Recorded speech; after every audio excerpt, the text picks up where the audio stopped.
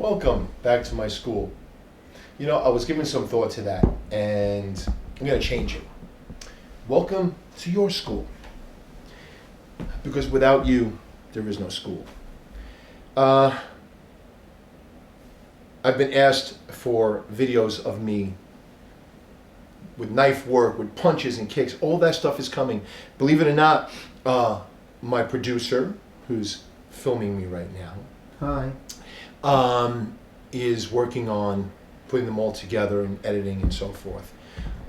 They are in the back being worked on, and you'll see them soon. But I wanted to touch on telling you a little bit more about me. Listen, learning martial arts is great. Punching, kicking, knife work, sticks, wonderful. But who's teaching you? What are they about? Where did they come from? So I'm going to share a story with you that the only people who know this story are my students. Way back in time, I was 2.5 roughly, and my birth father passed away. My mom had to immediately go back to work. My mom, God rest her soul, she's been gone now a number of years. She used to take me with her, and she would scrub floors at night and worked in a luncheonette, back in the day it was called, during the daytime.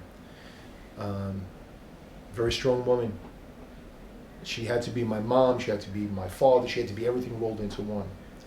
Well, one day, the supers of the building, the superintendent of the building, and his family ran to my mom. They were talking, and they said they would babysit for me. My mom was like, "This is great. I'm scrubbing floors at night. I want my son sitting there in the hallways with me when I'm doing this." But they used to babysit for me. So my mom would drop me off in the afternoon, and unbeknownst to my mom, within 15 minutes of dropping me off, he was teaching his son. And he was teaching his son Okinawan karate. And, well, since I was there, started teaching me. I didn't know anything different growing up. I thought that everybody does this. That's another part of another story. But I started training. I'm jumping ahead in the story. 3 years later, now I was 6, and his son was 9 years old at this point. And we were in a park, and just playing in the park in the afternoon. Sad part of the story, a drunk driver jumped the curb. Car went through the park, through the fence. My brother, as I called him, the car took him out instantly. I'm sorry. Still, to this day, affects me. Sent me spinning. I was in the hospital for a few days, a week. I had a concussion and bruised up. And it was a little bit of a rough time. I got better. I healed up. I went home. I wanted so badly to have class. So I snuck out of my mom's apartment and made my way down to the super's apartment. I'm banging on the door. Finally, he opened the door and he looked down at me, and I says, "I'm here for class." And he says to me in his broken English, "I no teach no more. I have no more son." Talking about getting choked up, because at this point I looked up at this man and said, "I have no dad."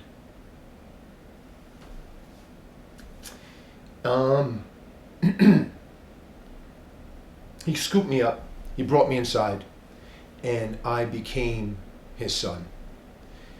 He called my mom up and said, "Don't worry, our son is here." And I trained. Oh boy, did I train. 7 days a week, 365 days a year. Christmas, yeah, I was doing kata in the middle of the living room.